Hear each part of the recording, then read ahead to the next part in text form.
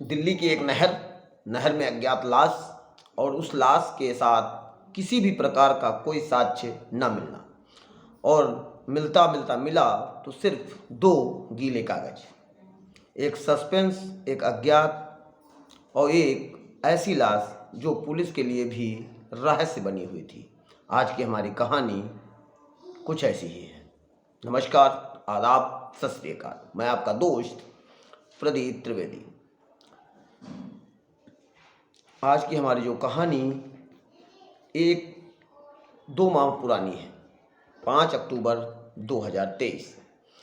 दिल्ली की एक नहर है मुनक नहर।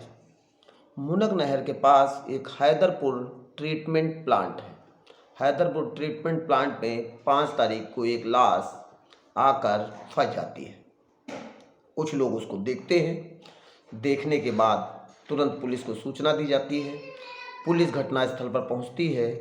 लाश कई दिनों तक पानी में रहने के कारण पूरी तरह से सड़ गई थी और उसका पानी अधिक अंदर चले जाने के कारण लाश फूल भी गई थी। लाश को बाहर निकलवाया जाता है। फिर सभी लोग उसको देखने के लिए भीड़ इकट्ठा हो जाती है, लेकिन कोई भी उसको पहचान नहीं पा रहा था।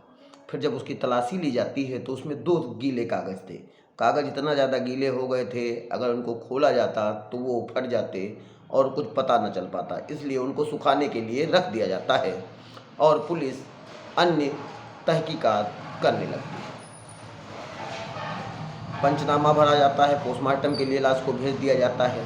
फिर जब लाश के वो कागज़ सूख जाते हैं तो जब खोल कर देखा जाता है तो उसमें निकल कर सामने ये आता है कि एक कागज़ में एक टेलर के यहाँ कपड़े सिलाने की पर्ची है और दूसरे कागज़ में एक मूंगफली मंडी से थोक में मूंगफली खरीदने का बिल है।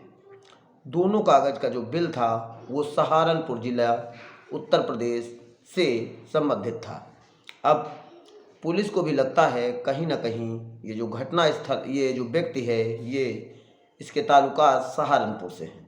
ऐसे में पुलिस की जो टीम है वो पूरे तरीके से उसके जो पोस्टमार्टम रिपोर्ट है उसका बिस्तर सुरक्षित किया जाता है। उसकी लाश को भी अभी सुरक्षित रखवाया जाता है 72 घंटे के लिए और एक टीम नियुक्त की जाती है जो सहारनपुर जाती है। सहारनपुर में उस पर्ची के हिसाब से ही टेलर को ढूंढा जाता है। बहुत से टेलरों से बात करने के बाद उस टेलर का पता चल पाता है, लेकिन जब टेलर उस पर्ची को देखता है तो कुछ भी बताने में समर्थ नहीं था। वो असमर्थ था, जिससे पुलिस एक टाइम में ऐसा पुलिस को लग रहा था वो वहाँ पे आके खड़ी हो गई है जहाँ से उसके लिए कोई रास्ता ही नहीं।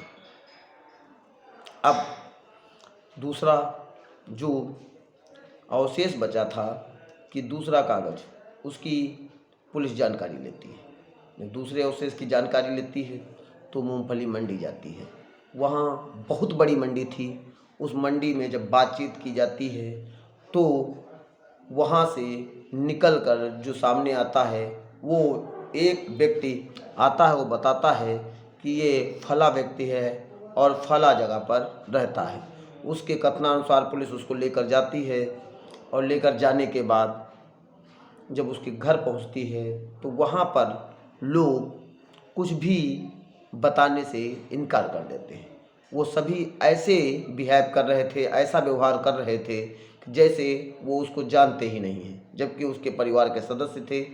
लेकिन परिवार के लोगों से जब सख्ती से पूछताछ की जाती है तो वो सिर्फ इतना ही बताते हैं कि इनके परिवार के लोग और भी हैं जो हरियाणा के पानीपत में रहते हैं।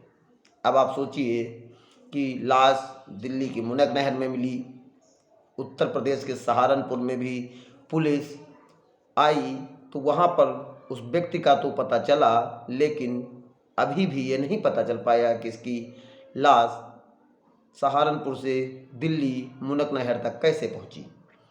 अब जब हरियाणा का नाम आता है तो पुलिस को भी लगता है कि ये जो मुनक नहर आती है ये हरियाणा से दिल्ली की तरफ आती है।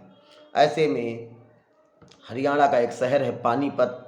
पुलिस वहाँ पर पहुँचती है और वहाँ पर भी जब बातचीत करती है तो पहले तो सभी लोग आनाकानी कर रहे थे, लेकिन जब इनके भाई व भतीजों से बातचीत की जाती है तो वो लोग वो कहते हैं मुझे इस लाश से कोई लेना देना नहीं है, मेरा ये भी पता नहीं है कहाँ गया था।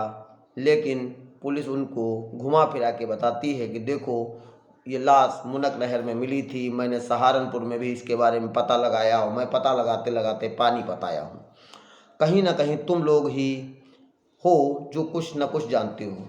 जब सभी लोगों को पुलिस उठाकर अपने तरीके से पूछताछ करती है, गहनता से, सघनता से, तो उसमें कुछ लोग डर की वजह से टूट जाते हैं और वो बताते हैं कि ये जो व्यक्ति था ये मेरा भाई था और इसने मुझे सहारनपुर वाले घर से बेइज्जत करके भेज दिया था, जिससे मुझे इससे बदला लेने का प्लान मेरे दिमाग में चलने लगा और दिमाग में इतना ज़्यादा चलने लगा कि मुझे लगा कहीं ना कहीं इसको अपने रास्ते से हटाना होगा। ऐसे में हम लोग यहाँ पानीपत में आकर रहने लगे, अपना व्यवसाय करने लगे। कुछ समय पश्चात